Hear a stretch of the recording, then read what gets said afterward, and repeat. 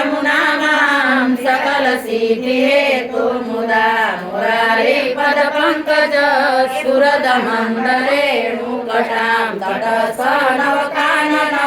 प्रकटमोदपुष्पाम्बुना सुरासुरसुपूजित स्मर पितृश्रियं ब्रीमतं कलिन्दगिरिमस्तके पतदमन्दपुरोज्ज्वला विलासगमनोल्लस प्रकटगण्डशैलोन्नता सघोषगतिदन्तुरा समधिरूढदोलोत्तमा मुकुन्दरतिवर्धनी जयति पद्मबन्धो सुता भुवन भुवन पावनी मदिगता मने कस्वने प्रिया वीर्यसेविता सुखमयूरहंसादिभि तरङ्ग भुजकङ्कणा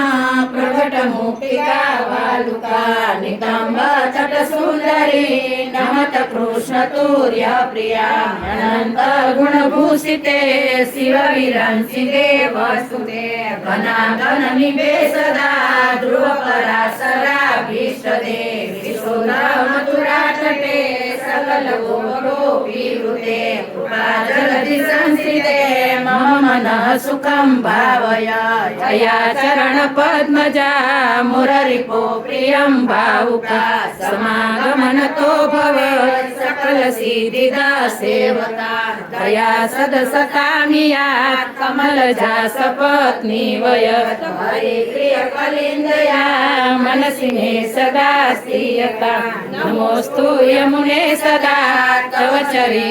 चरित्रमद्यद्भुतं न जातु यमयातना भवति ते पयपानका यमोऽपि भगिनी सुता कथं हन्ति दुष्टानपि प्रियो भवति सेवनात् तव हरे यथा गोपिका ममास्तु तव सन्निधो